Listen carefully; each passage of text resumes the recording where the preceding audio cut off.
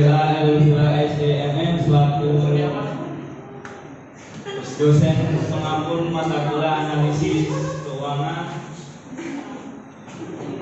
yang saya cintai dan saya banggakan saudara-saudara saya kelas 64 5A 05. Sebelum presentasi kita mulai, kita akan memperkenalkan diri kita masing-masing.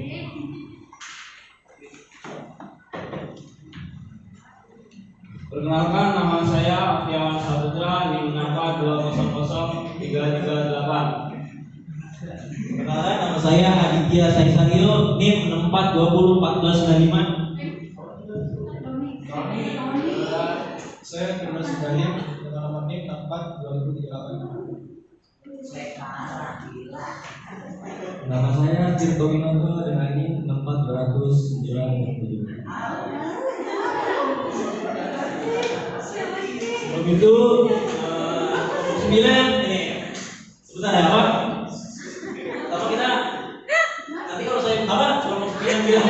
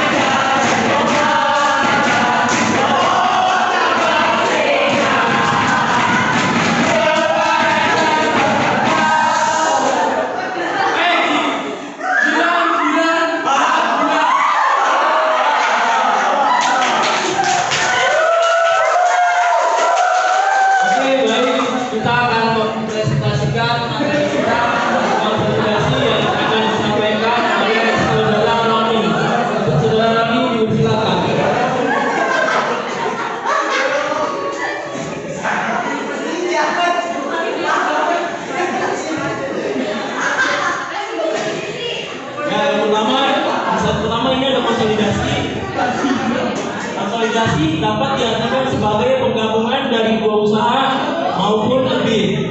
Penggabungan dilakukan dengan cara mendirikan usaha baru maupun membubarkan usaha lama tanpa melakukan likuidasi lebih dulu. Yang berikutnya,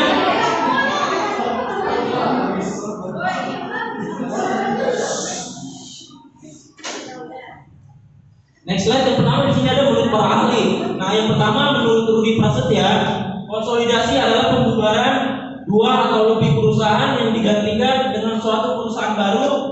Setiap perusahaan yang dibubarkan tersebut akan dileburkan menjadi satu perusahaan yang lebih efisien. Selanjutnya menurut Roman Nurbawa 2018, konsolidasi adalah pembubaran dua atau lebih perusahaan dan menggantinya dengan suatu perusahaan yang baru secara finansial, mengambil alih semua aset yang dimiliki oleh perusahaan yang dibubarkan tadi. Selanjutnya ada tujuan konsolidasi.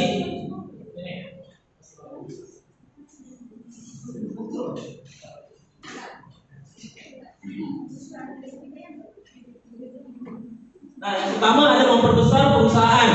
Pengertiannya, dengan melakukan konsolidasi, skala sebuah perusahaan akan semakin besar karena adanya penggabungan tersebut. Hal ini akan mengurangkan kedua belah pihak karena perusahaan mereka akan lebih besar dari sebelumnya dan kesempatan untuk di pasar itu bertambah pula. Yang kedua, ada meningkatkan efisiensi. Konsolidasi juga akan meningkatkan efisiensi kinerja yang terjadi di dalam sebuah perusahaan. Yang ketiga, ada mengurangi tingkat resiko persaingan. Selanjutnya, dengan adanya kegiatan ini, jumlah pesaing yang terjun ke dalam pasar akan berkurang. Secara otomatis akan mengurangkan resiko persaingan dan akan meningkatkan profil yang ditemukan oleh perusahaan. Dan yang terakhir adalah memberikan jaminan pasokan, penjualan dan distribusi. Pengertiannya, jaminan pasokan, penjualan dan distribusi juga akan didapatkan oleh perusahaan yang melakukan konsolidasi. Nah, maksudnya seperti apa sih? Jaminan yang dimaksud di sini adalah perusahaan konsolidasi tidak perlu khawatir akan kehabisan stok baik barang maupun pihak untuk proses produksi hingga penjualan. Materi selanjutnya akan dijelaskan oleh Firdaus Ibrahim.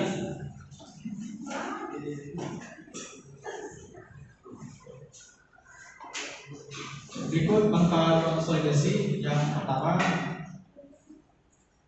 Yang pertama ada untuk kepentingan jangka panjang, efek anak perusahaan terhadap hidup. Kemudian yang kedua ada memberikan informasi terkini bagi manajemen hidup perusahaan terhadap kinerja grup atau anak perusahaan. Kemudian yang ketiga ada kepentingan informasi jadwal. Dan keempat, rasio keuangan berdasarkan laporan keuangan konsolidasi yang terbentuk tidak mencerminkan kondisi entitas yang membentuk konsolidasi maupun hidup perusahaan.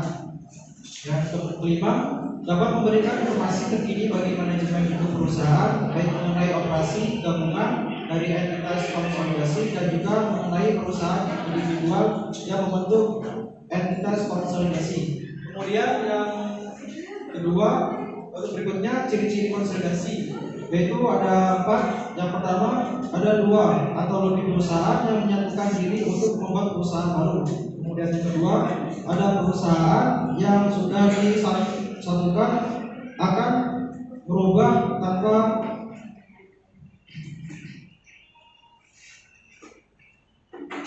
harus mendapatkan status badan hukum, tanpa proses likuidasi. Kemudian yang ketiga, ada perusahaan baru yang dibentuk dari hasil peleburan harus mendapatkan status badan hukum yang baru. Kemudian yang keempat, ada rancangan konsolidasi dan konsep akta konsolidasi disetujui oleh RUPS di setiap perseroan. Konsep akta konsolidasi yang sudah disetujui RUPS akan diterangkan dalam akta konsolidasi yang dibuat di depan notaris menggunakan bahasa Indonesia. Kemudian syarat konsolidasi. Yang pertama, ada konsolidasi melibatkan perusahaan yang sama sehat, sama-sama sakit, atau antara yang sehat dengan sakit. Analisis kondisi keuangan yang mendalam harus dilakukan terlebih dahulu. Tujuannya untuk memastikan konsolidasi tersebut layak untuk dilanjutkan atau tidak.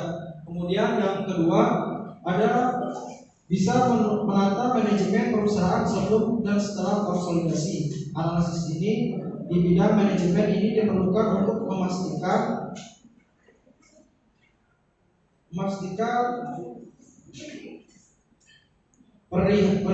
peralihan sistem bisa berlangsung dengan lancar. Dan yang terakhir ada pertimbangan jumlah modal yang dibutuhkan untuk konsolidasi, jumlah modal dan cara mengalokasikan modal tersebut pada proses peleburan perusahaan.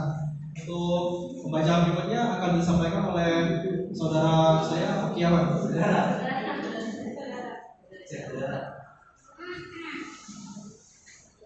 Oke, untuk slide berikutnya fungsi konsolidasi. Fungsi konsolidasi secara umum memang berfungsi untuk evaluasi kinerja perusahaan serta bagi investor untuk menilai kredibilitas perusahaan. Namun pada konsolidasi dapat beberapa fungsi atau manfaat lain yang membedakan. Salah satunya yaitu konsolidasi berguna untuk mengetahui efek perusahaan yang terdapat, juga dinilai efisien untuk perusahaan mempunyai anak, sebab hasil dari konsolidasi sedikitnya cenderung mempermudah perusahaan dalam membaca dan meninjau kinerja bisnis secara keseluruhan.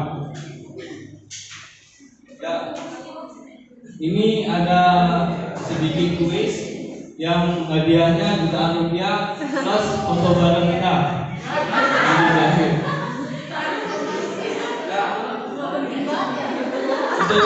Untuk aturannya, ketika soalnya sudah muncul, jangan langsung disebutin jawabannya, langsung segera angkat tangan. Yang angkat tangan duluan dan boleh menjawab. Berapa juta ini hadiahnya? Ntar hadiahnya jutaan rupiah, bisa keluar kampus secara gratis.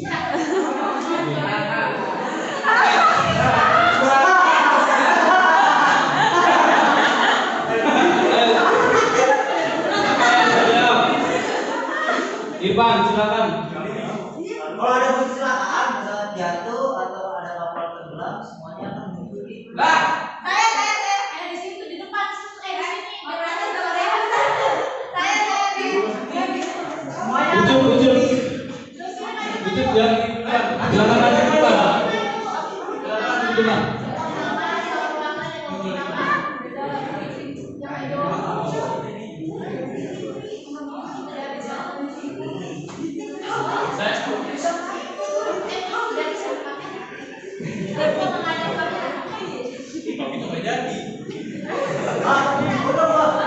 Saya diwakilin, saya ngomong sama dia.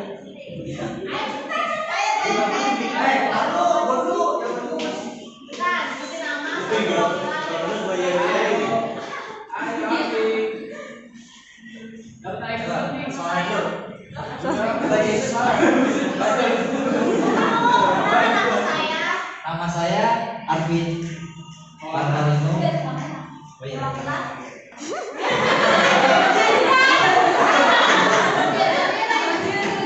Nama saya Arvin Kamparino, NIM 64 20 16 50. Perwakilan dari kelompok 4. Kelompok 4 ingin menjawab kuis ya. Ya, jawabannya sebuah benar yang muncul di TV. Salah. Salah. Silakan. Ayo maju. Ya salah. Nama saya Octavia Pramita dari kelompok 5. Munculnya di berita. 2 juta rupiah dipoto pajak.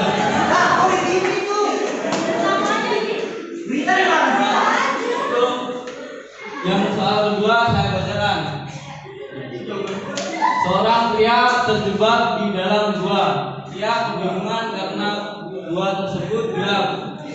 Di tangannya ada lilin dan obor. Apa yang harus ia nyalakan terlebih dahulu?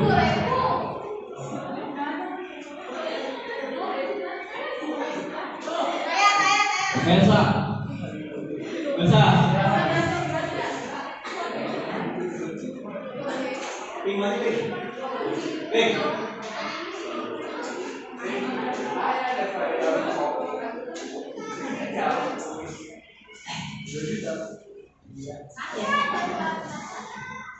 Nama saya Nasa Madania dengan NIM 4201428 kelompok 11. Gak ada yang nyalain soalnya gak ada lilin.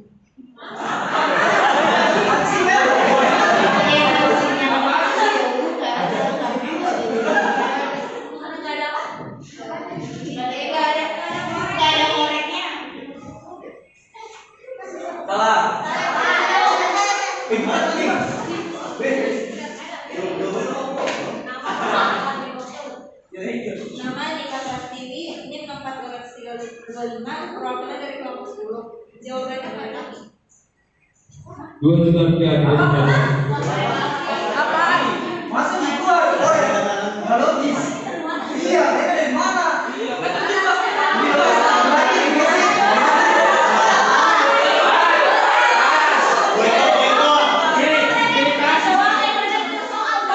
Karena kelompok kami yang membidik soal Mas.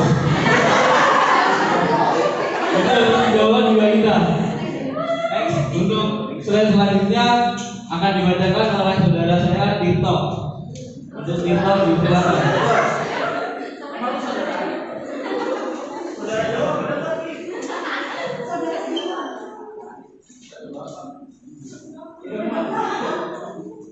Baik,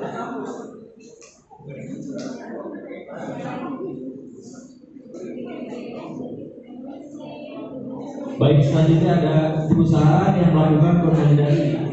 Yang pertama ada Bank Budaya atau BDB, yang kedua ada Bank Dagang Negara atau BDN, yang ketiga ada Bank Ekspor Impor Indonesia atau Bank Eksim, yang keempat ada Bank Pembangunan Indonesia atau Bapindo.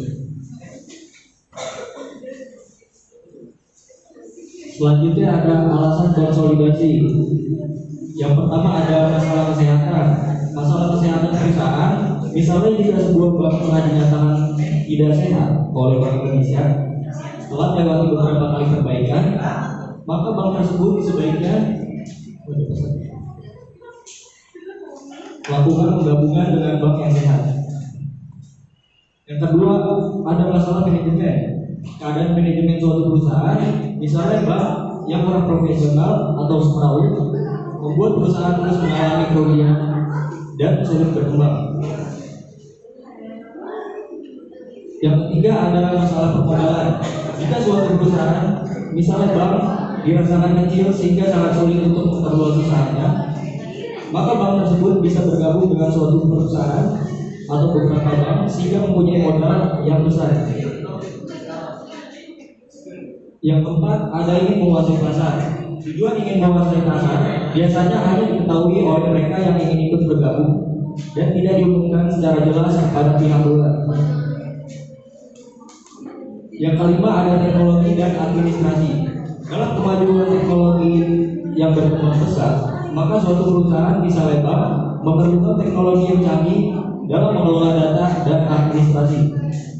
Selanjutnya kesimpulan akan dijelaskan oleh teman saya, Oki.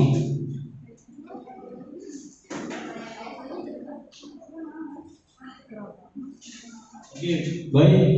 Untuk kesimpulannya adalah konsolidasi adalah sebuah usaha untuk menata kembali atau memperkuat suatu himpunan atau organisasi yang terancam mengalami perpecahan.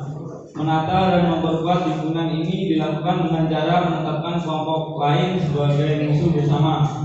Dengan cara ini akan muncul rasa senasib, seperjuangan dan solidaritas yang bisa memperkuat ikatan antara anggota organisasi.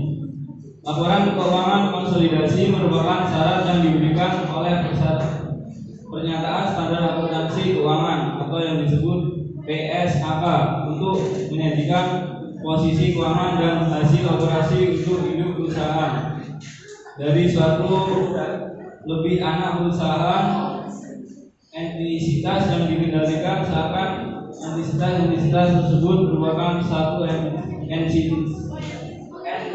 entitas perusahaan. Baik, untuk berikutnya untuk sesi tanya jawab.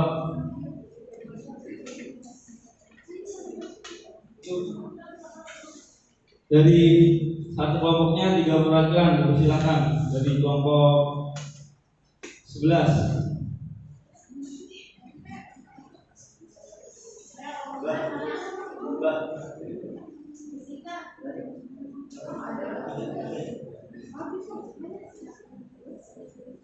Siapa yang mau nanya? Kelompok yang lainnya dipersilakan.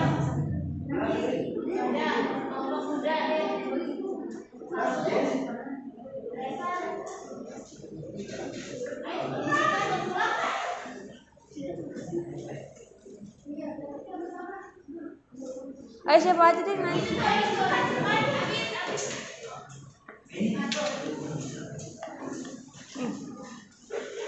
Saya dari kelompok 11 ingin bertanya, satu, jika sudah membuat laporan keuangan konsolidasi, apakah perusahaan tetap harus membuat laporan keuangan biasa? 2, apa keterbatasan yang ada pada laporan keuangan konsolidasi? Yang ketiga, apakah modifikasi laporan keuangan konsolidasi menggunakan metode ekuitas diperbolehkan?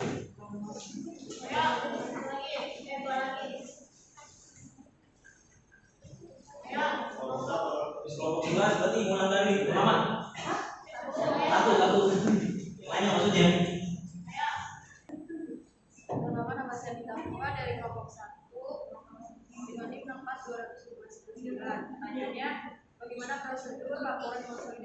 yang kedua apa ide dasar yang mendasari pembuatan laporan keuangan konsolidasi. Yang ketiga apakah laporan keuangan konsolidasi akan lebih berguna untuk memiliki perusahaan atau untuk memiliki keputusan pengendali dari anak perusahaan.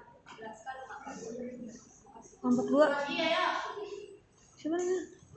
Kelompok 2 selanjutnya. Lu. Dari kelompok 2. Pertanyaan pertama, dalam kondisi seperti apa yang dapat menyebabkan dibukanya laporan konsolidasi? Kedua, kenapa konsolidasi dilakukan jika suatu perusahaan memiliki mayoritas saham beredar dari perusahaan lain? Yang ketiga, apa saja masalah yang paling sering ditemui dalam membuat laporan keuangan konsolidasi?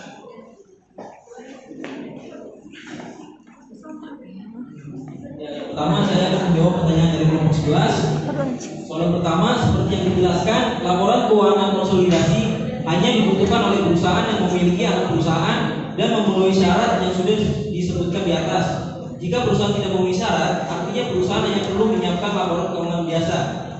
Jawaban nomor 2, keuangan konsolidasi memiliki beberapa keterbatasan, diantaranya yang pertama, kinerja keuangan anggota perusahaan yang tidak bagus akan tertutupi.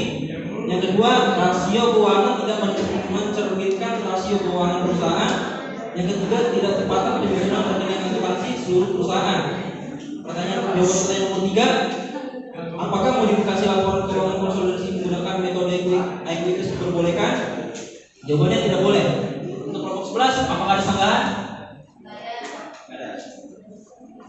Selanjutnya jawaban kelompok 1 yang pertama, mulai dengan memeriksa laporan keuangan entitas induk dan entitas anak perusahaan secara keseluruhan, lakukan identifikasi secara terdapat kesalahan atau kelalaian dalam pencatatan, kemudian lakukan penyesuaian.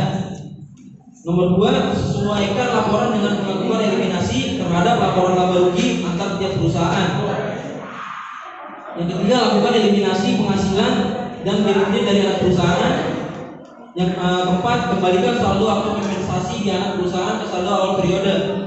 Jawaban untuk nomor 2, memberikan informasi terbaru bagi manajemen perusahaan induk mengenai aktivitas gabungan dari perusahaan konsolidasi dan memudahkan perusahaan induk untuk mengambil keputusan. Untuk jawaban nomor 3, lebih berguna bagi pemilik induk perusahaan karena dengan adanya laporan konsolidasi, pemilik induk bisa mengendalikan dan mengontrol seluruh anak perusahaan sehingga pemilik induk dapat dengan mudah mengambil suatu keputusan yang akan mempengaruhi perusahaan induk dan anak perusahaan. Untuk kelompok 1, apa ada sanggahan? Jawaban untuk kelompok 2 yang pertama, laporan keuangan konsolidasi diperlukan bagi perusahaan yang memiliki ketentuan berikut. 1 atau lebih anak perusahaan dibuktikan dengan kepemilikan saham. Induk perusahaan memiliki saham kepemilikan anak perusahaan lebih dari 50%. Jawaban untuk nomor 2,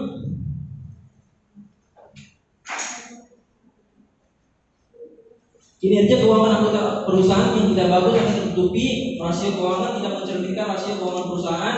Tidak tepatnya penyusunan rekening akuntansi seluruh perusahaan. Jawaban untuk nomor 3, yang pertama validasi manual, kedua data berkualitas rendah, yang ketiga mengubah persyaratan pelaporan, yang keempat manipulasi data. Apa sudah cukup? Cukup.